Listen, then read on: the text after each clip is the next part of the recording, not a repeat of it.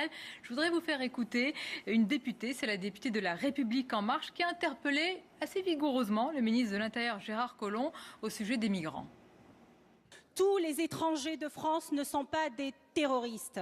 Tous les étrangers de France ne sont pas d'indélicats fraudeurs aux aides sociales. Dire le contraire, c'est jouer avec les peurs, c'est jouer avec les mots. Les mineurs isolés sont trop souvent abandonnés. Les moyens de l'OFPRA et de l'OFII pourraient être améliorés. Les centres de rétention deviennent des centres de détention et sont indignes de notre République. Le traitement du séjour irrégulier en France est devenu une angoisse pour les étrangers, pour les associations dont on salue tous ici le travail, pour les forces de police, pour les préfectures et les avocats. Pourriez-vous, Monsieur le Ministre, nous détailler l'équilibre politique de votre réforme?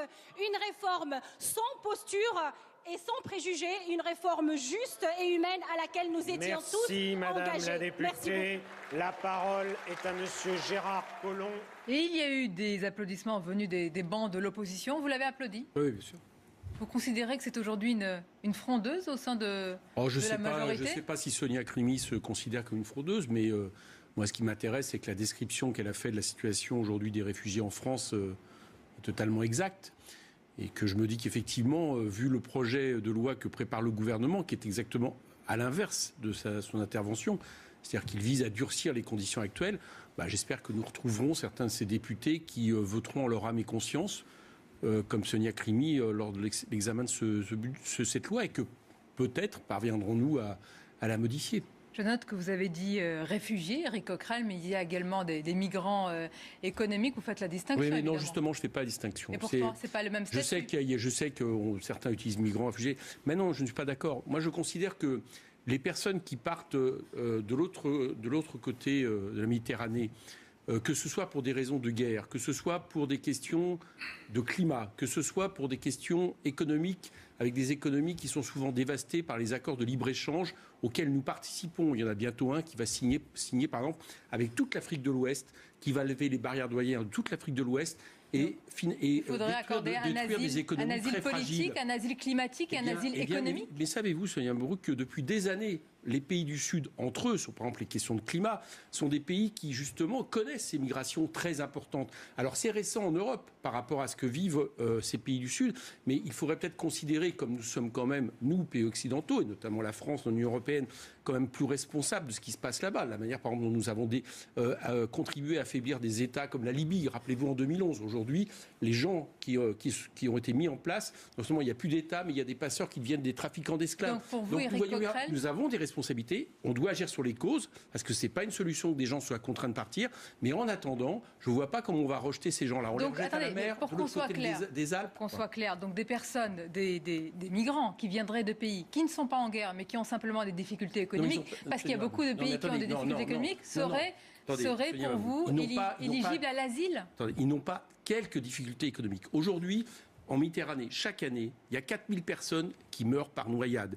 D'accord ? Est-ce que vous pensez réellement que les gens qui partent comme ça, de manière contrainte, qui risquent leur vie avec des passeurs en Libye dont les tortures sont connues, dont maintenant on assiste même à des trafics d'esclaves, qui ensuite, par exemple, à leur risque et péril, passent des cols dans les arbres. Est-ce que vous pensez vraiment que c'est quelques difficultés économiques? Bien sûr que non.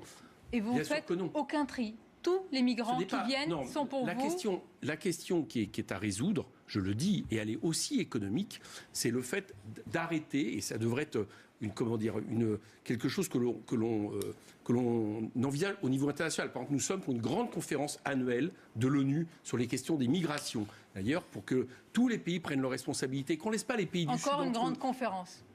Vous en connaissez? Vous connaissez des grandes conférences annuelles? Citez-moi des grandes résolutions à l'issue des grandes conférences. Non, mais vous avez d'autres façons de régler les choses que par des discussions internationales dans le seul cadre qui existe, qui est celui de l'ONU. Il y a une question, j'allais dire, qui est provoquée de manière très importante par toute la mondialisation, je l'ai dit tout à l'heure, par ces accords de libre-échange. qui ne sont pas seulement catastrophiques pour nos pays, que dans le cas du TAFTA-CETA, mais encore plus par rapport à des pays qui sont beaucoup plus pauvres que les nôtres.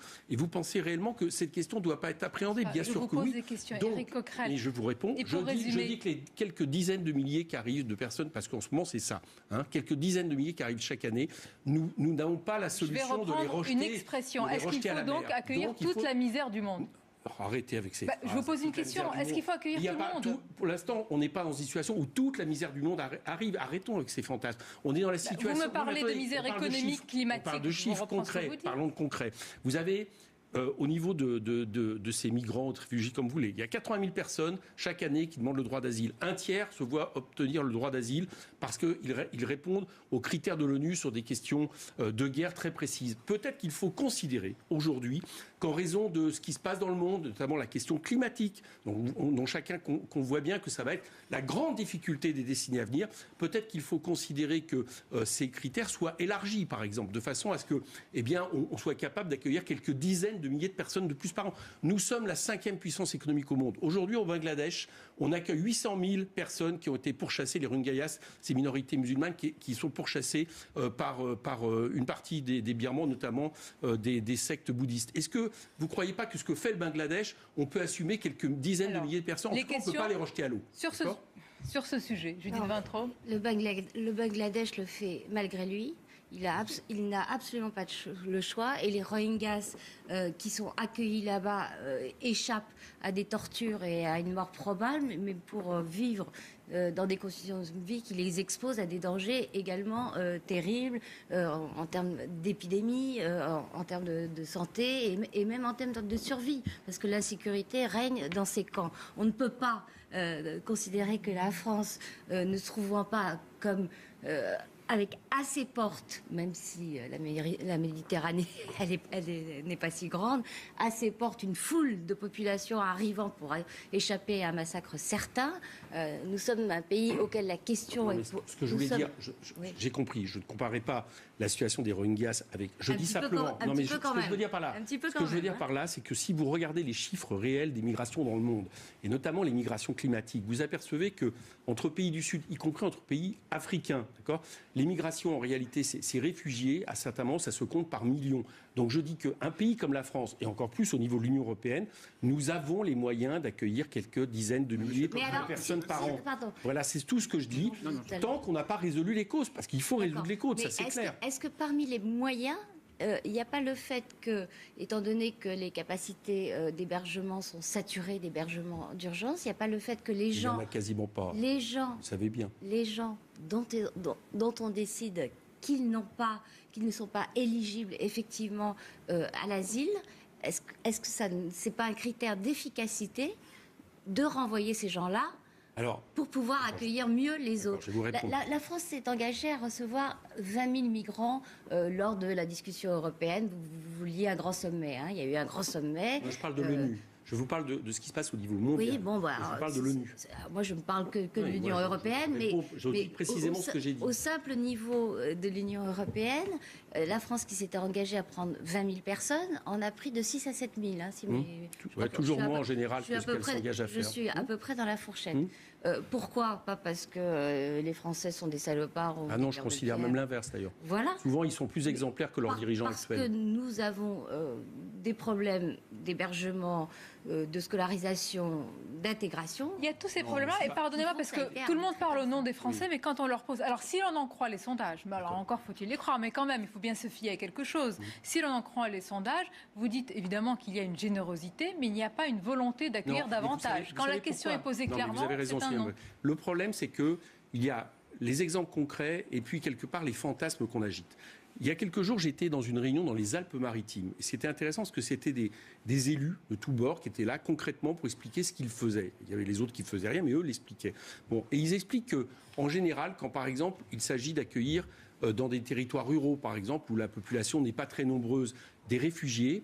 Au départ, il y a une partie de la population, et c'est un des problèmes, justement, de façon à faire en sorte que ça soit accepté par le plus grand nombre, qui est rétive. Et dans la plupart des cas, quand ces gens-là sont là au bout de quelques mois, eh bien, ces peurs qui sont largement véhiculées par certains s'effacent. Et que les gens, finalement, sont fiers de pouvoir apporter, j'allais dire, le geste de fraternité qui fait aussi l'honneur de notre pays, parce que je crois que c'est aussi la base et les principes de notre République. Mais le geste de fraternité, personne ne s'y oppose, c'est la question du nombre. Mais vous savez, par exemple, il y a plein d'endroits en France, il y a plein de territoires, il y a plein de villages où il manque des populations. Là, notre pays a toujours été un pays de migration, ça a toujours été notre richesse. Donc je ne dis pas, la question n'est pas de dire, la question n'est pas de dire. Dans les mêmes endroits, il manque du travail. Vous savez, en France, par exemple, vous avez aujourd'hui beaucoup de travailleurs sans papier, vous le savez.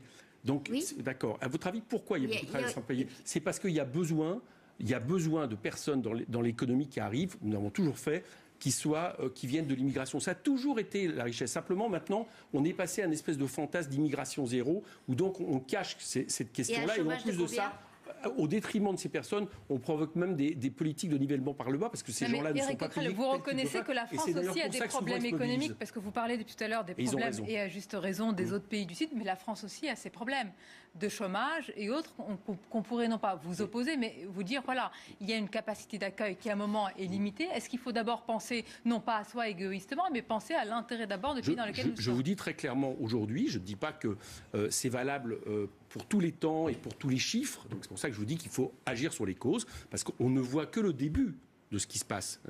Si vraiment, par exemple, notre planète, il y a 3 degrés de réchauffement d'ici la fin du siècle, on va être sur une toute autre question.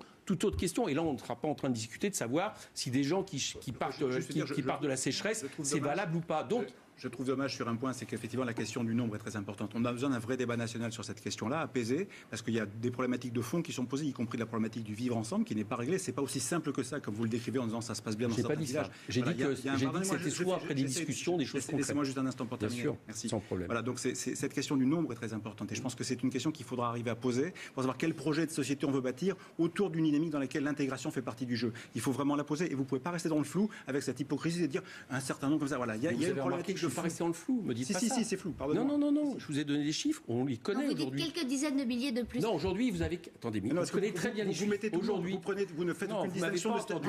Ça, c'est vous qui écoutez les réponses. Vous l'avez dit. Je répète, aujourd'hui, on les connaît parce que la plupart demandent l'asile. D'accord ? Vous avez 4... Si vous régularisez tout le monde, vous savez bien. Mais vous croyez vraiment que les gens qui partent, qui arrivent par exemple aujourd'hui dans des endroits où la situation est beaucoup plus dure économiquement. Je pense à la Grèce, je pense comme des îles comme Lampedusa, et qui souvent accueillent bien mieux les migrants que nous le faisons.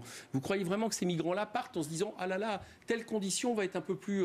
là, tout d'un coup, les minimums sociaux ou l'AME va être un peu plus favorable. » Mais non, ils partent parce qu'ils sont contraints. On a compris votre position. Donc, à partir de là, moi, je regarde les chiffres d'aujourd'hui, et je vous dis que sur les chiffres d'aujourd'hui, et on doit agir effectivement sur les causes, parce qu'à un moment donné, ça deviendra un sujet qui là deviendra beaucoup plus compliqué à gérer, mais sur les chiffres d'aujourd'hui, nous avons de quoi accueillir dans ce pays quelques dizaines de milliers de personnes. Attendez, on va changer de sujet quand même, parce que là, on vous écoute, on peut ne pas être d'accord, en tout cas certains Français, avec votre projet, mais vous avez, j'allais dire, des propositions sur la question.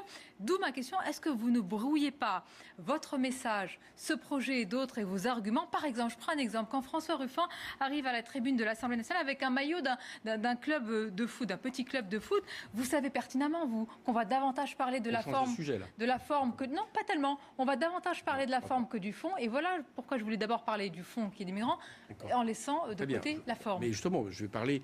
Vous voulez qu'on parle de François Ruffin ? Éventuellement, allez-y. Figurez-vous, vous trompez.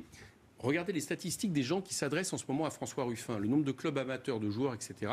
Ils ont très bien entendu le message. Et le fait de porter ce maillot, d'accord, dans une société où on utilise de plus en plus les symboles, où il y a les réseaux sociaux, a permis justement que passe plus facilement son message de soutien au football amateur par rapport, je dirais, au foot business, etc. Mais d'accord, mais ce qu'il disait... Les gens intéressés l'ont très bien entendu, peut-être pas vous. Arguments. Les gens intéressés l'ont bien entendu. Ne dites pas ça sur moi ou quelqu'un d'autre. La question, non, mais Éric Coquerel, je vous demande, est-ce que parfois la forme ne vous a pas nui, justement, les dernières polémiques, ou ça encore des choses plus importantes et des choses plus futiles? On est reparti sur le sujet. Nous, vous savez, les polémiques que nous subissons, on les prend pas avec plaisir, parce qu'effectivement, mais là, on parle de la forme. On parle par exemple du moment où mon camarade Alexis Corbière a mis des boîtes de conserve pour montrer ce qu'on achète avec 5 €. Ou le maillot de François Ruffin, je pense que la forme est au service du fond et que le message pour les intéressés passe. Donc je vous le dis, je pense que l'Assemblée nationale devrait peut-être être un peu moins rigide, s'ouvrir un petit peu aux nouvelles formes, j'allais dire, de communication. Mais vous savez, si M. de Rugy se aurait dit, en réalité c'est tout autre.